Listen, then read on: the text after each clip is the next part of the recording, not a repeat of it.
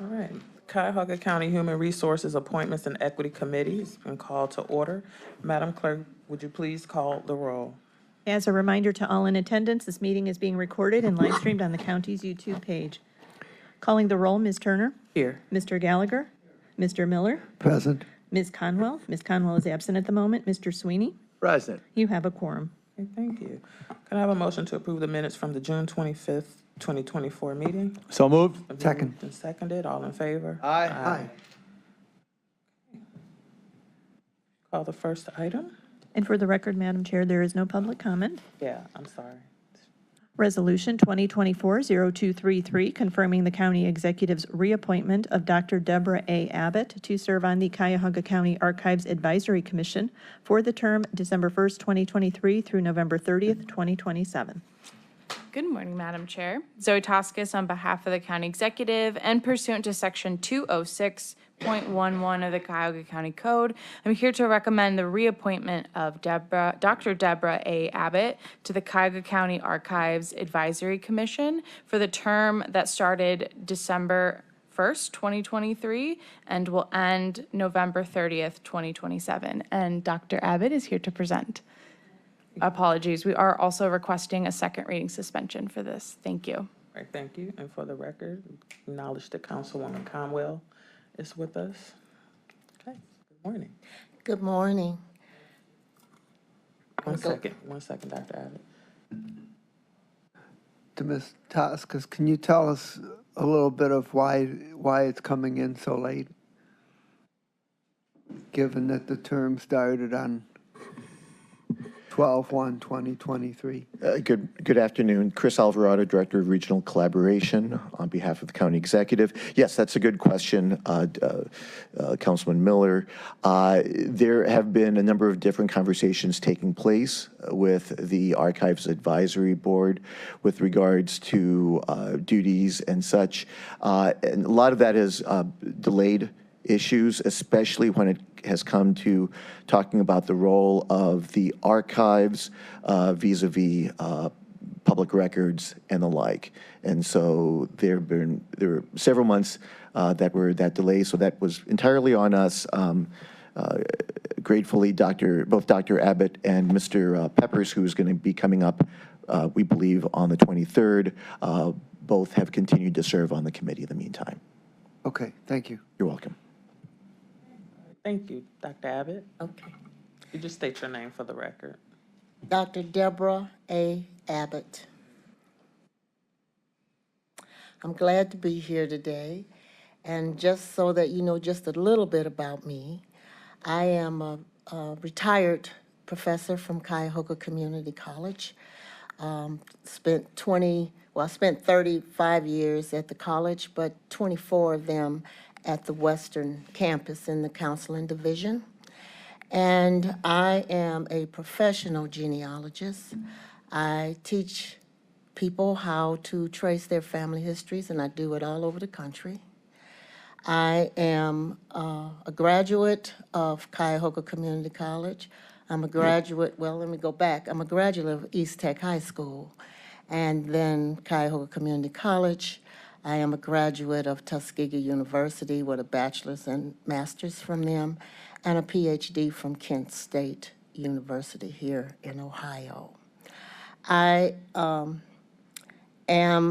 how can I put this? A coordinator, I should say that, of several genealogy institutes, and those institutes last for 1 week in length every single day, from something like 10 o'clock in the morning to 5 o'clock in the afternoon every day. And I am the coordinator of the African American track for the Institute of Research and History that is located at the University of Georgia. I am also the coordinator of the African American track that is located at LaRoche University in Pittsburgh. I teach at the institutes in Salt Lake City and in Texas. I am the coordinator of the genealogy clinic at the Cleveland Public Library. A few years ago, I was teaching how to use Ancestry.com for Lakewood Public Library. So I'm kind of busy. But my passion, of course, is history. My passion is trying to make sure that everyone understands the records that are available to them in order to prove their history. Because our history, everybody's history, is not totally taught in the classroom. And so we have to be able to help people to understand that nobody's history is lost, because it's not. It's there. We just have to know how to find it. So I am very happy to be on this board because Cuyahoga County has a lot of records that the public needs to know about. We have records that pertain to the Underground Railroad. We have maps. We just have all kinds of things that our public needs to know exist here in the city. And so I would like to see us have some programming. I would like to see us be able to invite the public in to our archives, to look at, and I always talk about property cards, because I was able to look at a couple of property cards, but one that had the picture of the house where I lived all of my life. If I had never seen that before or never knew it existed, it was there. And the other interesting part on that particular property card was that my grandmother had given the information to the person who was taking down the description and everything of the house. And so when you look at the things that we have here, we need to do, I think, a little more, have some programs to be able to look at what we have, so people will know that Cuyahoga County, Ohio is a viable place to do genealogy research. Okay, thank you. Dr. Abbott, you are a professional genealogist specializing in African American research. How large is that club, or how small? I don't know if we can measure it that way. I think all of us that are doing or engaged in genealogy, we tend to have a specialty. All right, my specialty does happen to be African American. I usually, this might sound strange, but I usually put the African American portion of what I do at the end, because I don't want people to look at me and think that that's all I know, because I know far more than African American. My first piece, I guess, is that I would like people to look at me as a methodologist, because there's a method to this. There is a way to think. There's a way to find the records. And if I can say just a tiny bit about African Americans, you hear all the time that our records are lost. Somebody has destroyed them. Those records are not lost. Nobody has destroyed them. Slavery was the economics of our country. So you have to treat it like a business, okay? And you have to think of it as a business. And when you start going through business records, then you find our records, because they're there, okay? So I like to be able, I do a lot of case studies, and I talk about how to find records and how to pick up the clues that you see. A couple of weeks ago, I did a lecture for Polk County Historical Society in Tallahassee, Florida, and I did a lecture on an Italian professional basketball player from Cuyahoga County, and how we were able to piece together the information that had come down in their family that I did not believe, but I was wrong. Family was right, and I was wrong. And that there was such a team called the New York Celtics. I think I'm a basketball fanatic and know all the information. I only know the Boston Celtics. I only know the New York Knicks. But there was a New York Celtics. And there was one here, the Rosenblums, the Cleveland Rosenblums. So if you are a longtime Clevelander, you know about Rosenblum's department store. And Max Rosenblum owned that professional basketball team. I had no idea. So that's one of the reasons I say that things just, they're not lost. We just got to find them. Thank you. Any questions for Dr. Abbott? Councilman Miller?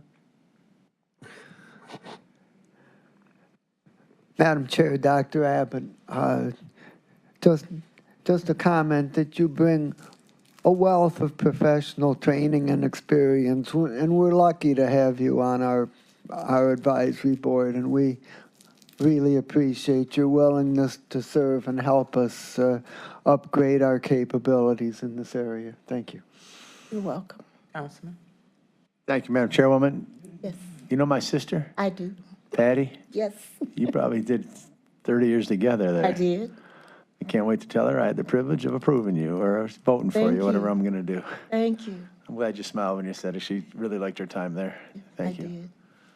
Councilman Conwell? Yes, thank you, Madam Chair. To Dr. Abbott, thank you once again for continuing to serve. My question would be, with your talent and your expertise, all that you know, I'm a big believer in cross-training or training someone, so that's not lost when you transcend. Do you have are you mentoring any young individuals so they can have, I know schooling set aside, but to have that gift that you've brought to us? I think I mentor through my teaching. And I did forget to tell you that I am the vice president of the African American Genealogy Society that is here in the city of Cleveland. And so I'm teaching in that too. But just to give you just a little tiny story, there's a young man that I met in college that was at Oberlin College. And he now lives in Washington, D.C. And I was doing a lecture where I was showing indexes of marriages. And he sent me an email that said, my teacher said never to use an index. I couldn't do anything but laugh because he sounded just like me. I say that all the time. He says, New York City has just released their marriage records to the public, so here you go. And he sends me the actual marriage record. And then he calls and he says, did you read it? And I said, I looked over it. He says, my teacher said you don't just look over it, you pick out all the clues.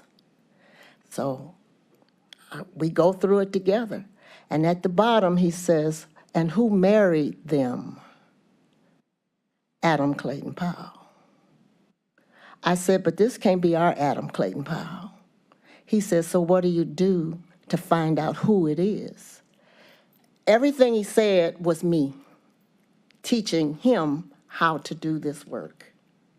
And so I researched it, and it turned out to be Adam Clayton Powell that we know. It was his father.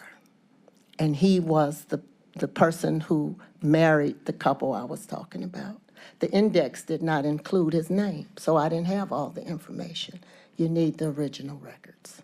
So yes, to answer your question, he's just one, but I have many that I have helped to become part of the national circuit and to be able to teach others how to do this work that we do.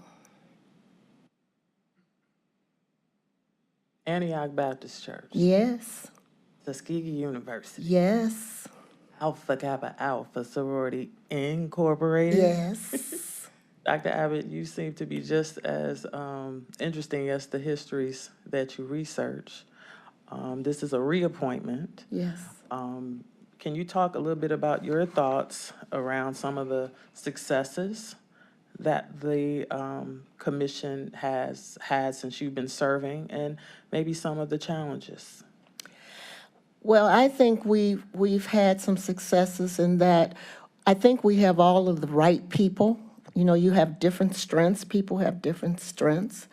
And I think we have the right people who truly understand the importance of that archives and the importance of what it means to Cuyahoga County. We have just worked hard, I think, to try to make sure that we stay afloat. You know how sometimes you can get lost in all of the daily activities. And there have been times, and I have to just say for me, that I felt that we were lost in this county environment.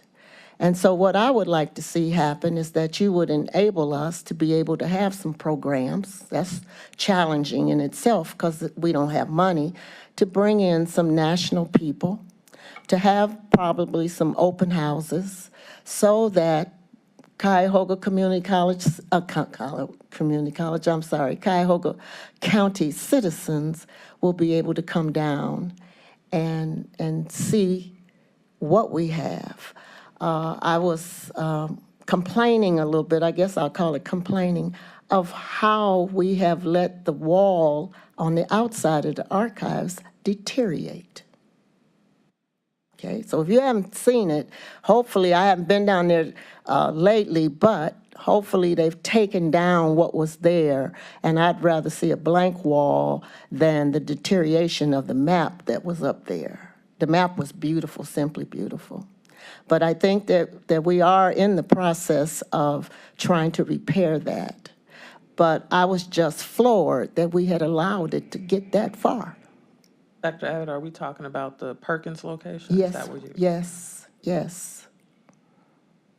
So if it is on your agenda to repair that, I would like to request that you do it quickly.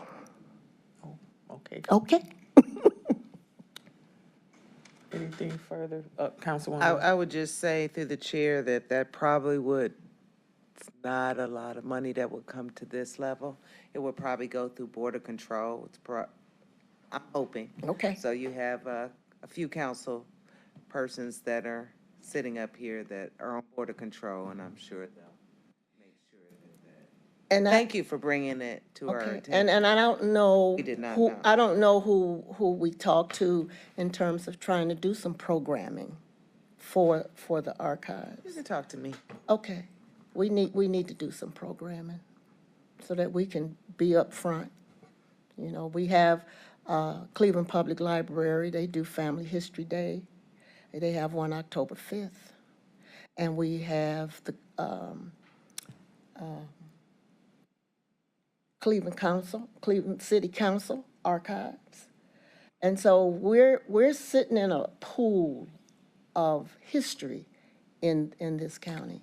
And for me, the archives is not sitting up front. I want it up front. Okay. Okay. Madam Chair, I'd like to have my name added. Please add Councilman Conwell's name as well as my own. Madam Chair, mine. Yes, mine as Councilman well. Miller, Sweeney, Gallagher, unanimous. And at this time, I'll make the motion to move this item to the full body of council for second reading approval under suspension of the rules. So I have a second. Second. Second by Councilman Sweeney. All in favor? Aye.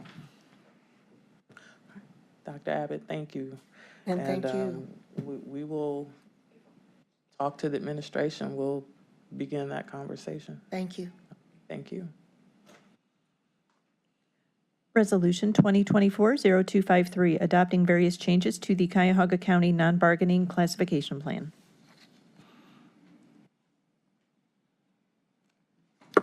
Good morning, Madam Chair, members of the committee. I'm Albert Bouchahine, the Manager of Classification and Compensation for the Personnel Review Commission.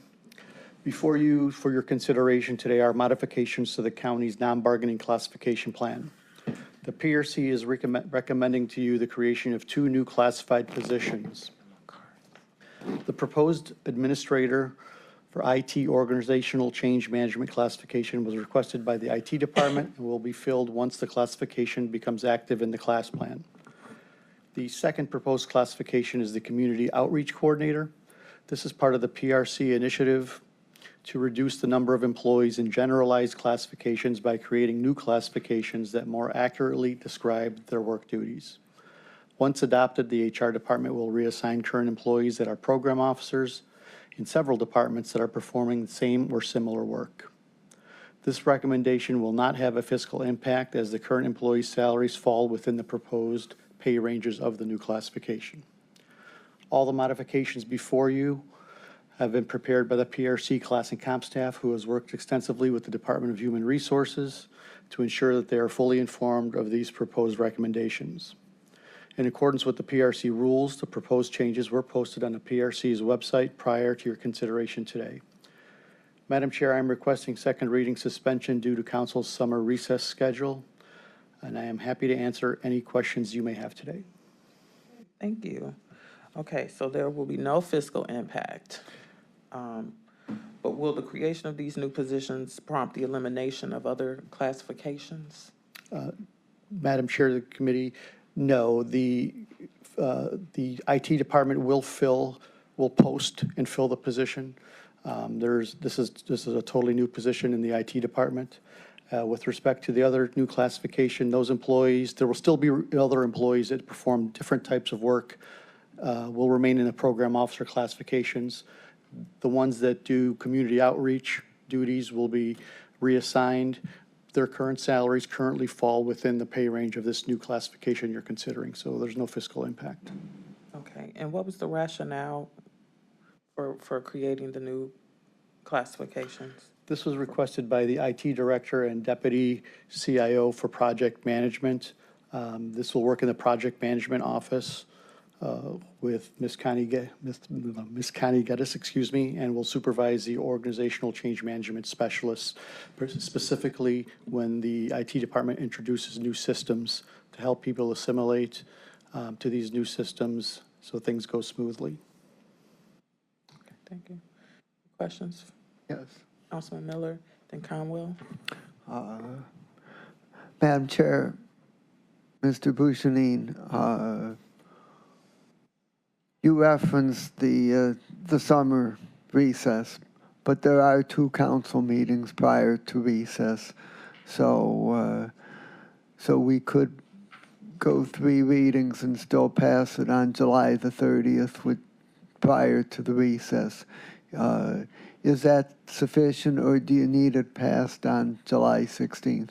Madam Chair, to Councilman Miller, that is sufficient. I did not realize that there is enough time. I thought that this would be the last opportunity next week. So if we can get this adopted before the summer recess, then no second reading suspension is required. Okay, thank you. Councilman Conwell. Thank you. Through the chair to Mr. Bouchonane, how long, can you give us a sense of how long it takes for a new classification to take from beginning to end, like from the department? Sure, Madam Chair, to Councilman Conwell, there's a lot of variables that go into that. We often get requests for new classifications, but then have to wait to get a questionnaire, a job analysis completed and returned to us. We can't start the drafting of the new classification until we get that, so that variable could take anywhere from 1 week to 3-4 weeks till we get that back. Once we get that back, it only takes us several days to draft a classification, get it to the departments who review the draft, send us their comments, suggestions. Then it takes a couple weeks for us to get the classification evaluated for pay grade. We go through the process of informing HR, informing the departments what the pay grade is.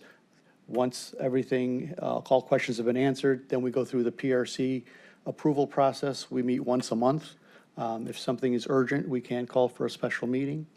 Once the PRC recommends it, then it goes through council's process. So it's not, it's possible that it could take up to 3-4 months for a classification to be created. On your side? No, for the full process. For the full process. And that means that's inclusive of going through council as well? Correct. All right, good to know. Okay. Good presentation. If there are no further questions, I'll make the motion to move this item to the full body of council. Is there a second? Second. The moved and second, all in favor? Aye. Okay, Thank you. you're welcome. Madam Chair, for the record, that was for second reading. He said that he didn't have, we could go the full readings. Correct. It's being referred for second reading. Oh, yes. Yep. Second reading, not second reading Correct. suspension. Yes, thank you. Thank you. Resolution 2024-0258, confirming the county executive's reappointment of Bashara Addison to serve on the Alcohol, Drug Addiction, and Mental Health Services Board of Cuyahoga County for the term July 1st, 2024 through June 30th, 2028. Madam Chair, on behalf of the county executive and pursuant to section 340.02 of the Ohio Revised Code, I'm here to recommend the reappointment of Bashara Addison to the Alcohol, Drug Addiction, and Mental Health Services Board of Cuyahoga County for the term that started July 1st, 2024, and will end June 30th, 2028. Ms. Addison is here for her presentation, and we are requesting a second reading suspension. Thank you. Thank you. Good morning. Good morning, Madam Chair and members of County Council. Thank you so much for having me here today and considering my reappointment to the Adams Board. Just state your name for the record. Yes, Bashara Addison, and I am the Director of Workforce Innovation for the Fund for Economic Future. We're a regional pooled fund that invests in economic development, and so my involvement with the Adams Board is definitely volunteer. Okay. What else would you like for us to know? Sure. And so giving you a little bit of my background, I have a bachelor's in political science from the George Washington University in DC. I also have a master's in policy management from Georgetown University through the National Urban Fellows. A little bit about my professional kind of career in Cleveland so far. I've worked on and off for Towards Employment, which is a workforce organization in Cleveland that serves quite a number of individuals who have criminal records. I had a chance to serve as an executive fellow to the CEO of the Cleveland School District, Eric Gordon. So I actually overlapped with our current CEO, Warren Morgan. He and I started at the same time. And then I also did a small stint in the Ohio State House for 7 months in 2022. So I had a chance to serve with your daughter, who's one of the fiercest advocates I've ever met. And I was in that role when Janine Boyd was pulled into a role in the Biden administration, and I finished out her term. So I was never planning to run for office, but I was shepherding that seat while the maps were being redrawn. And so I had 7 months of experience in the Ohio State House. I'm very active in the community. Aside from the Adams Board, I've been involved with the African American Philanthropy Committee of the Cleveland Foundation. And I actively volunteer with organizations like the Cleveland Kids Book Bank. And I'm a member of Olivet Institutional Baptist Church. My parents are members of Antioch. That's how we know each other. And so I've grew up in our community. I was born and raised in Shaker Heights, but I attended church in Cleveland. And so I have spent a lot of time really trying to embed myself into our community, even since I've moved back to Cleveland after I finished undergrad.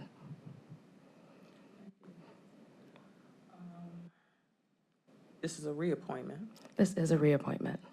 So can you talk to us about some of the greatest successes and maybe some of the challenges that you've encountered since serving on the board? Well, everything's a learning curve. And so it's always an honor and a privilege to be able to serve in any way I can. And being a part of the Adams Board is definitely part of the fabric of my life, both professionally and personally. Even though I don't work for or haven't worked for any of the agencies that the Adams Board has funded.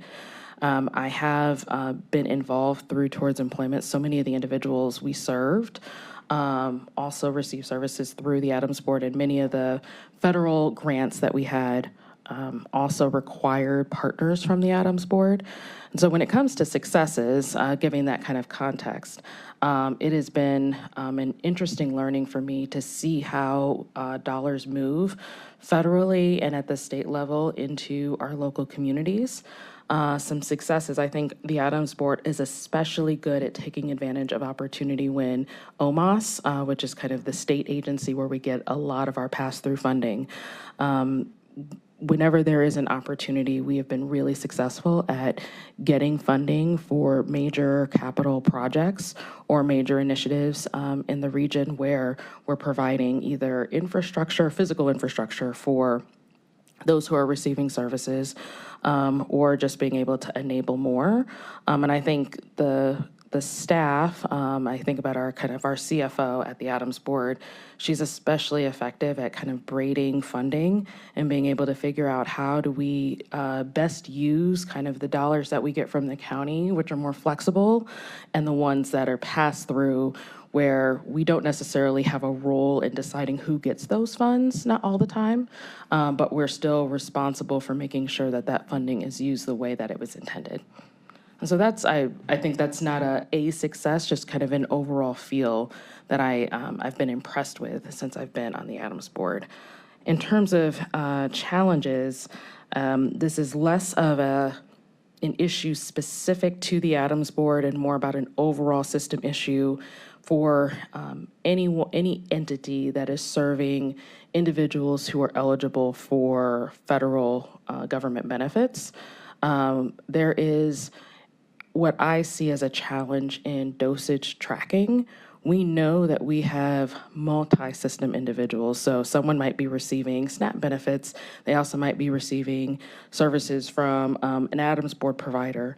And we don't have an excellent tracking system for how individuals are like overall receiving services in the county, whether it is through an Adams Board provider or a workforce development board. There's no good data system. So this isn't just an issue to the Adams Board, this is an issue overall that I see in our county.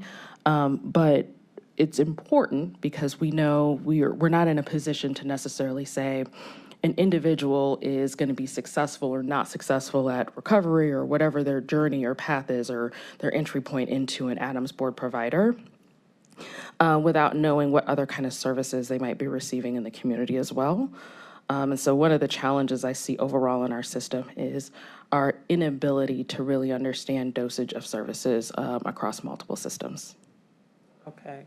With the recent closure of St. Vincent's Psychiatric Emergency Unit in mind, how can and will the Adams Board support Cuyahoga County residents requiring emergency psychiatric services? That is a topic that is very much top of mind for our board. It comes up, we get reports at just about every Adams Board meeting from our CEO on that topic.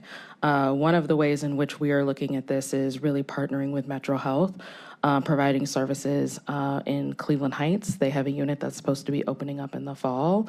And then we're partnering with them for a facility on the west side, negotiating open date and all of the things that are involved in opening up that kind of facility has been a challenge. And so I don't think that we have a date for when we are going to be able to kind of open up those services on the west side. But as a board, we're actively thinking about how do we fill in the gap for what is going to be missing because of St. Vincent's closure. Questions? Councilman Miller?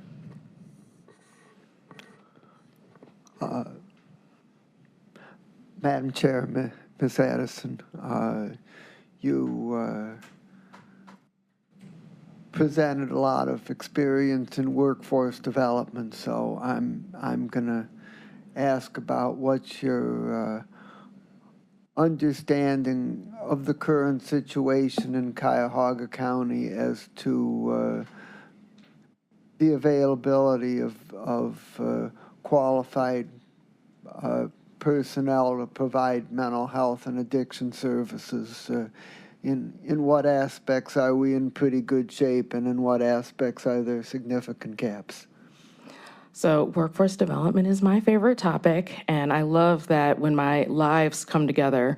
So I had a chance to serve on a strike task force that was in partnership between the City of Cleveland, Mayor Justin Bibb, and County Executive Chris Ronayne to really steer our community and a number of providers to develop a plan for how we're going to address one of the gaps that I think you're describing in workforce as it relates to working with individuals who are young adults and I would say young people, so like maybe under the age of 18, who have behavioral health and mental health challenges.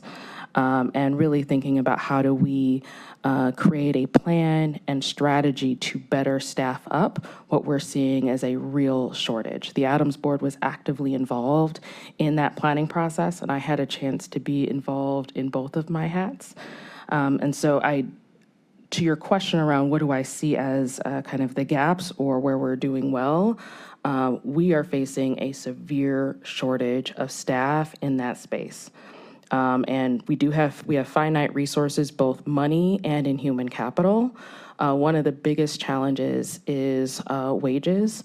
So oftentimes, those in the nonprofit sector, particularly those who are in this particular field, we are often requiring higher levels of education, which makes sense because we're serving a population that has a lot of really nuanced needs, and you do want someone with a lot of expertise providing good judgment and services to those individuals. But when the compensation that is being offered and the amount of education, student debt that you might be taking on, it's really out of alignment. I do think the Adams Board is conscious of that as an entity as it relates to the providers in our system, and that we are actively trying to figure out ways to increase earnings. It's a question that I almost always ask when a provider comes before us. The one top of mind for me is frontline services. I almost always ask like how additional funds that are coming from the Adams Board on top of maybe what they have in past years, how it's contributing to staff wages. And so I want to specifically to your question, we definitely have a crisis. There's a severe shortage, and it is really hard to attract talent in these roles because of compensation.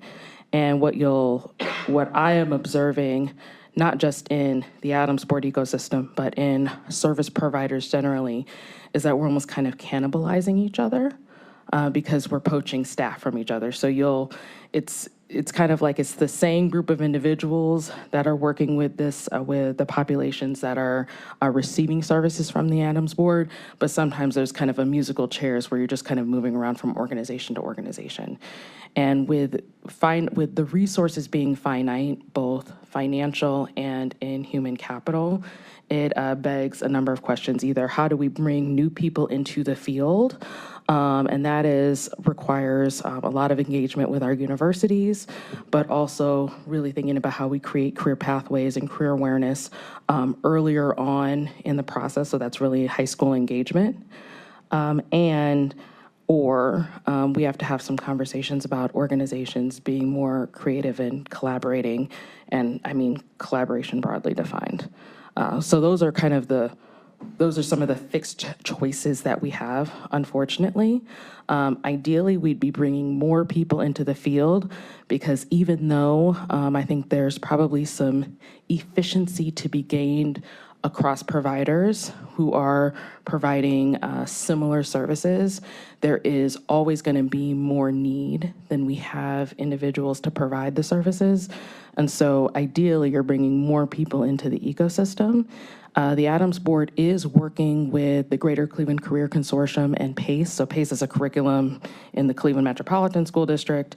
Greater Cleveland Career Consortium is the collective impact model that houses that curriculum that was just in CMSD, but now has expanded to a number of the inner ring school districts. And the Adams Board has partnered in a way by providing information and tools so that we can talk about the career path in kind of mental health, behavioral health, and substance abuse, and what that will look like for high school students if they want to choose that career pathway post-high school. So I think the Adams Board is doing what it can, and I think there's also a number of limitations. One, so many of the organizations we serve have both non-union and union staff. And so one issue I am seeing is that we can sometimes raise compensation for non-union staff, but raising compensation and let's say a CEO, when they're raising compensation for all staff or for unionized staff, that has to be negotiated in a different way. And the timing doesn't always line up. And so I'm seeing that in some of our providers as a challenge.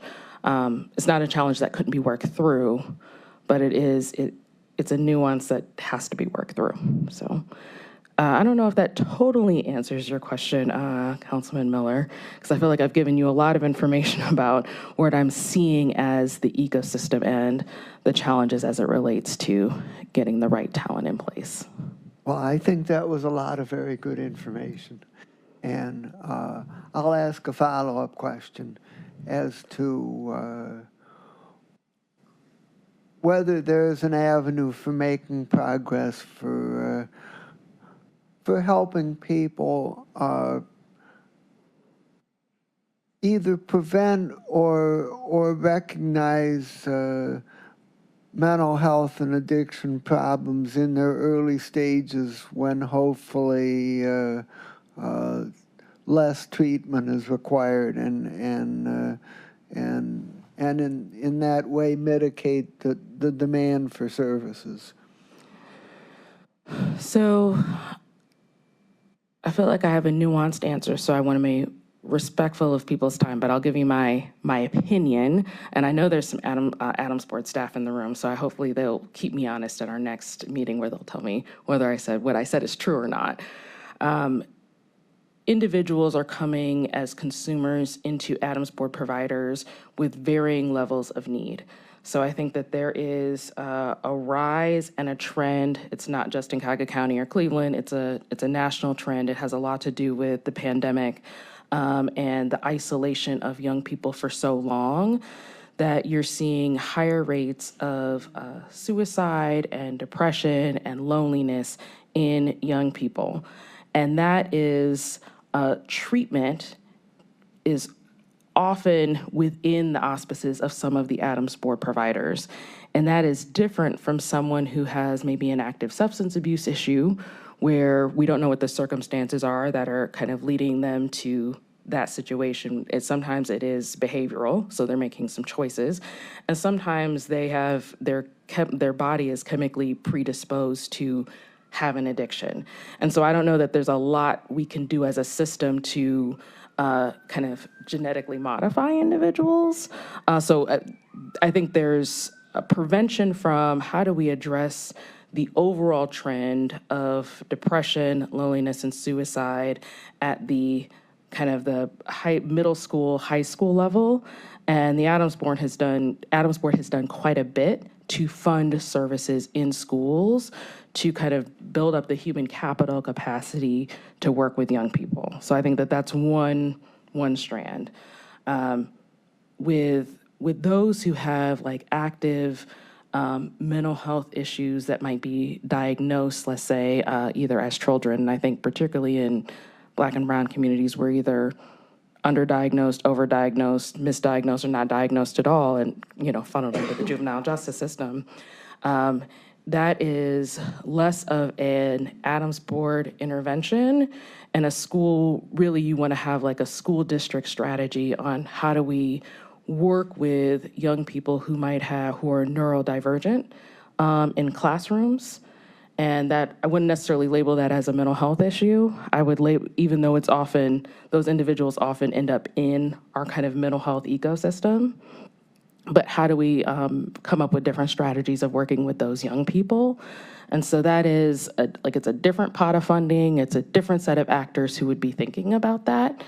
And then for those who have kind of severe mental health and behavioral health issues, I don't know that there's a way to necessarily not have them in a situation where that is something that they have to live through or work through.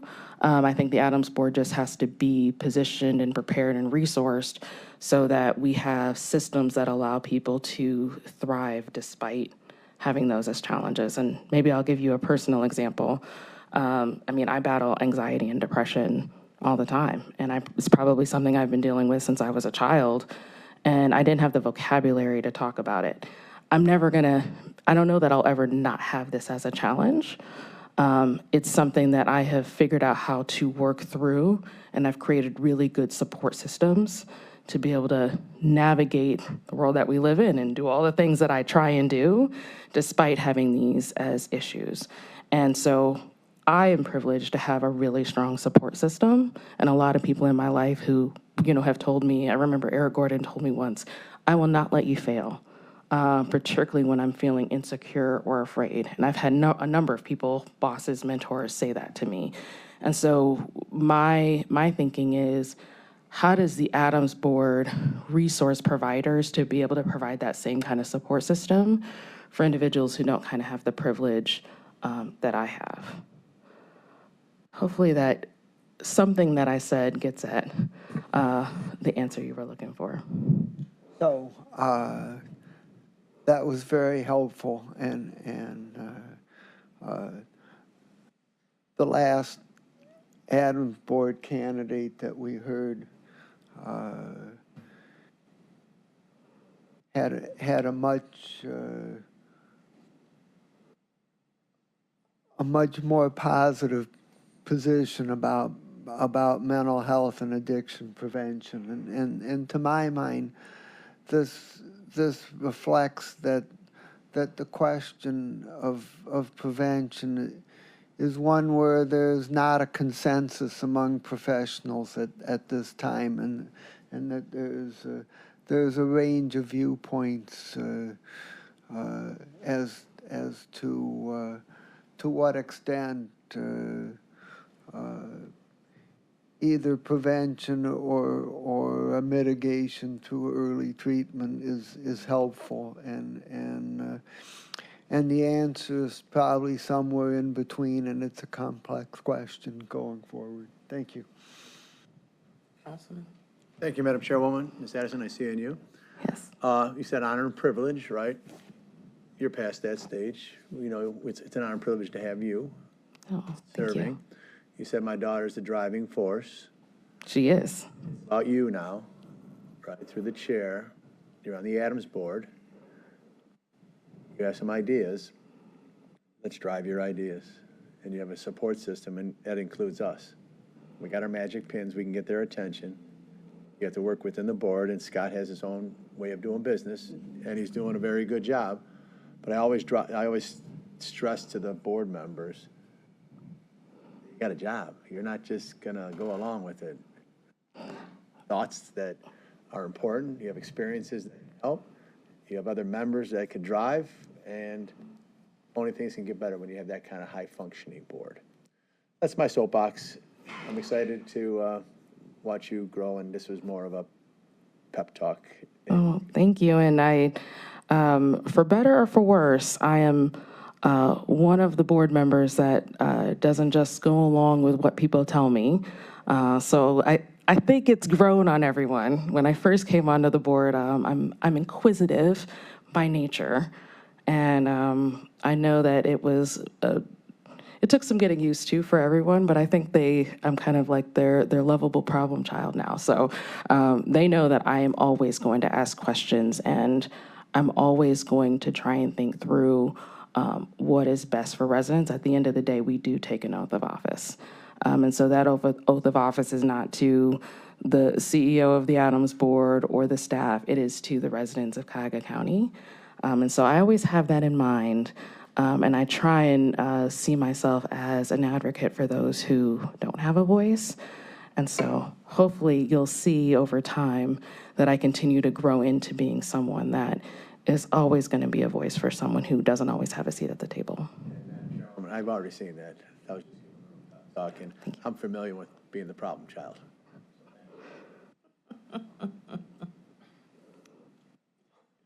Thank you, Councilman. Councilwoman Conwell? Yes, through the chair to Ms. Addison, what do you think is needed by the Adams Board to retain staff other than the increase in salary? So I spend a lot of my time thinking about job quality. So that's actually part of my job at the Fund for Economic Future. We're leading a strategy around competitive workplaces. And so we really want to make sure that individuals, no matter who they are, regardless of race or place, are in good jobs with rising incomes. So that's our belief, that's our bet. And so every organization can benefit from thinking about how they improve themselves as an entity so that you have staff that want to stay. One of the things that we are going to do, at our last board meeting, we did approve funding and a contracted provider to kind of do a third-party organizational assessment with a lens on coaching for the management team. One of the things in job quality in our space of professionals, when people leave, they don't leave jobs, they leave managers. And so one of the things that we're doing is investing in what is the organizational culture and temperature of the organization, and getting recommendations from an expert on what we can do to improve organizational culture, and then also provide additional coaching.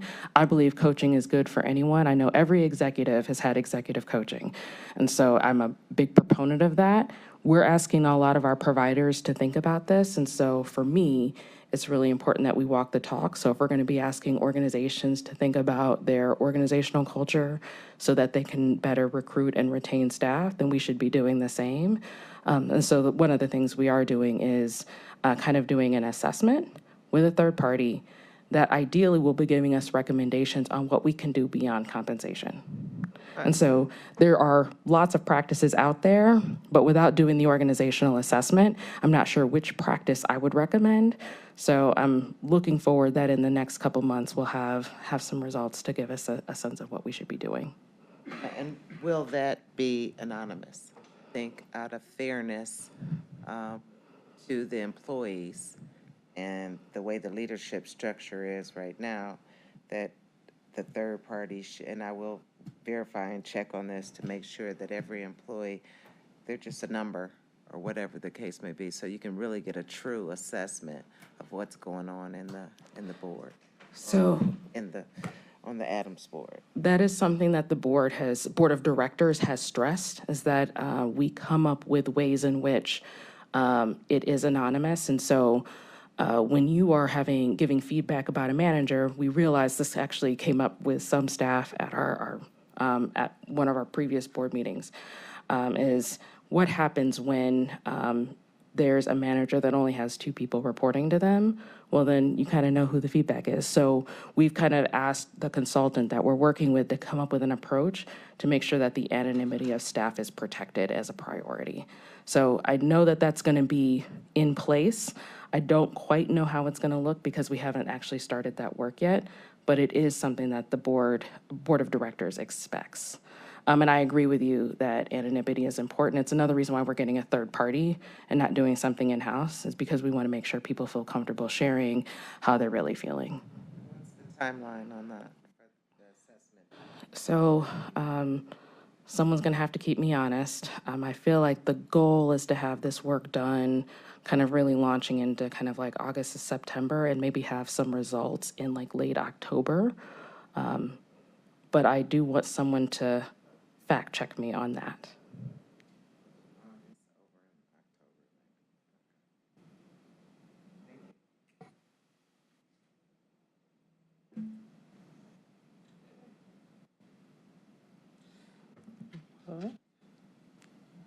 Know that you are already very busy. Wanted to know if you anticipate any difficulty making meetings. I've made it a priority. So it is, this is probably the one group where it's like solely protected on my calendar. So I even have some time on my calendar where like I just says like, do not schedule because this is just for travel time. It's something that my organization allows me to do because I do have to leave a little bit early.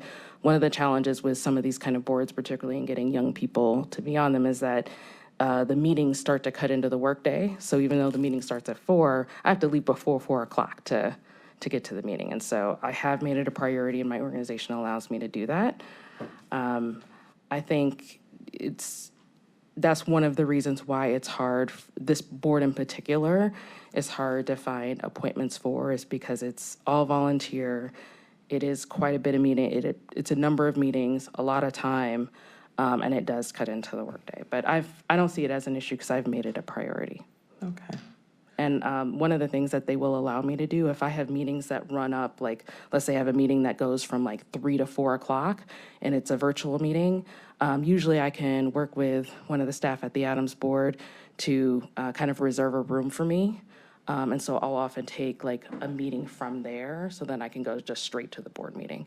So they've always been able to accommodate me when I've had some like scheduling conflicts. Okay. And I know we all benefit from strong support systems. And I would be remiss if I didn't acknowledge your dad, who was one of my high school principals at Shaker High School. And of course, your amazing auntie, Ruth Addison, who is the former president and CEO of Murtis Taylor. So we know that service is a way of life for you. It is. I didn't have a choice. It runs into your veins. So if there are no more questions for Ms. Addison, I will make the motion to move this item to the full body of council for second reading approval under suspension of the rules. Can I have a second? It's been moved and second. All in favor? Aye. Aye. Can I have my name added? Please add Councilwoman Conwell's, Councilman Sweeney asked before he left, my own, Councilman Miller, and Gallagher. Okay, Well, thank you. Yes. thank you. And always happy to come back if you want to listen to me more. Absolutely. Yes. She said it. Okay, you have a wonderful rest of your day. Too. Is there any miscellaneous business? I'd like to welcome Ms. Laura Black to the HR committee. And that ends our business today.